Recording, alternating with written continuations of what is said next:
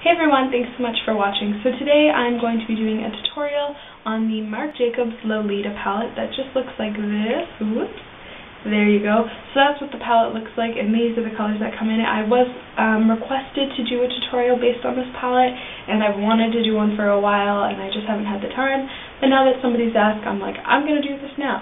So this is the look that I came up with. It's kind of like a champagne-y, kind of goldy, smoky eye color.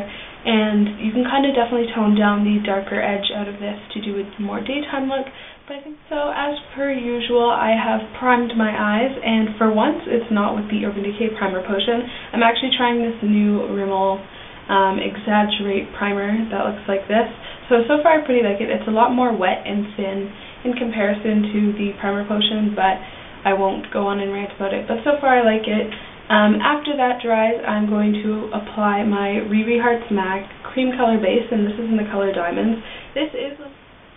So I'm just taking the cream color base and applying it all over the lid. I'm just using a dual-ended brush here from Urban Decay, and I really like this kind of shadow side for applying cream products. I think it really grabs it nicely and applies it thin and even layers. The color I'm going to be taking is the last color here. There are no shadow names, so just the second last one here. And I'm going to take it on a Sigma E55 shading brush and apply it all over the lid.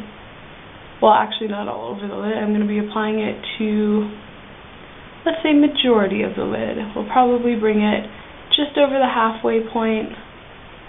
You really want to focus it on the inner. So the next thing that I'm going to do is taking the same brush after I've wiped it off and go with this last color here. This one's a little bit more bronze and a bit darker, as you can tell, and again with the same brush. Now I'm just going to apply this on the outer half. Now don't worry if you have a stark line in the middle, which I will definitely be having, which is fine.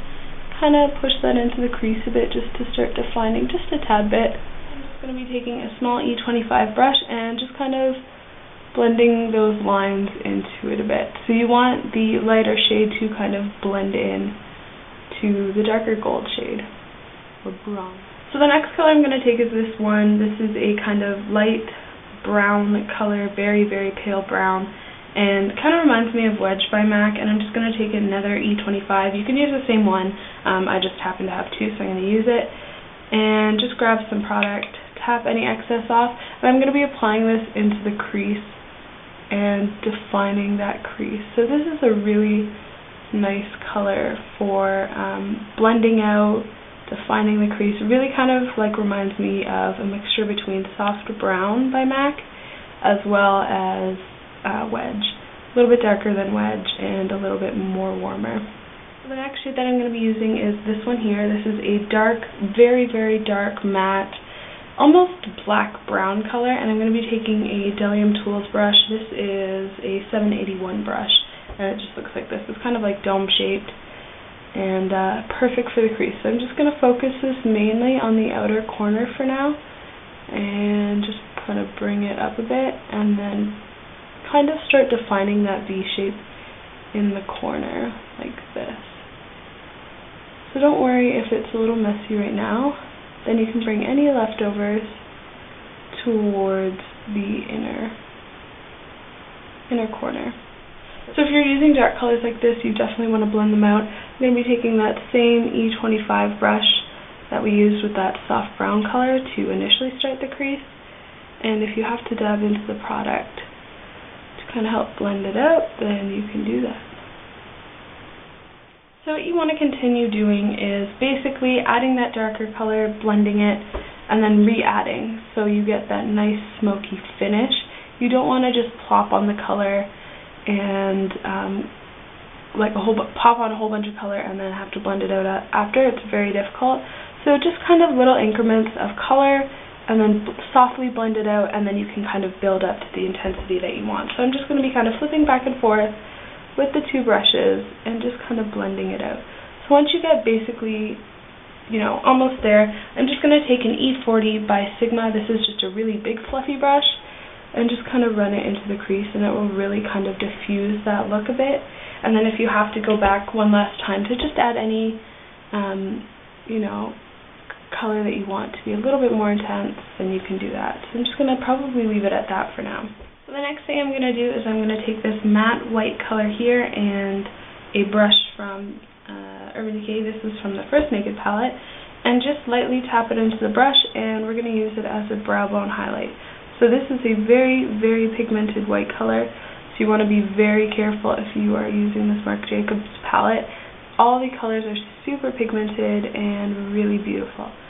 So what I'm going to do now is take my Jessie's Girl liner that just looks like this, and I'm going to be applying liner to my upper lash line. So all I've done in between this step and the last step was apply my Kat Von D Immortal Liner into my bottom waterline.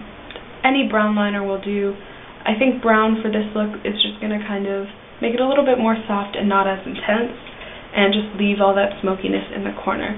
So then I'm going to take an E05 pencil brush that looks like this, really tiny, really fine, and go into this last color here, and I'm going to be applying it onto the bottom lash line. So I'm just going to start kind of in the middle and work my way out.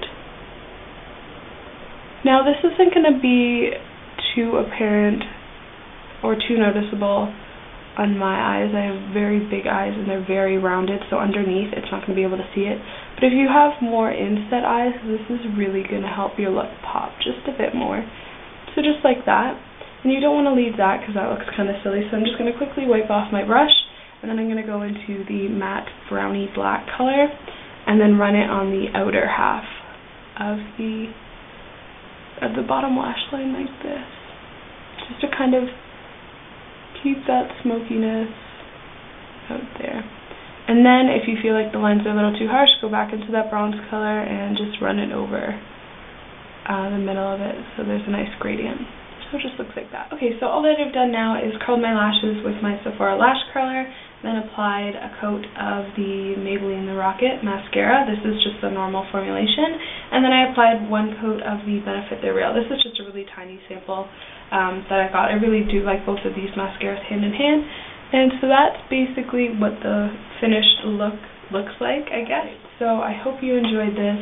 Please give it a thumbs up and comment if you'd like to see any more tutorials or like full review on this palette, because it's just stunning. All the quality, like the whole quality of the palette is amazing.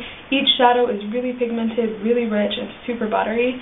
So I mean, it's a very expensive palette for you to kind of go out and splurge on, but it's definitely worth it. And the reason why I picked the Lolita is specifically because they are neutrals. I didn't want to spend $70 on, say, the purple palette because I don't wear purples every day. I'm more likely to wear, you know, neutral eyeshadows. So, you know, super sleek packaging, really beautiful colors, and I just love it. It's so beautiful. So I hope you like this tutorial. I hope you guys are having an awesome day. Cheers.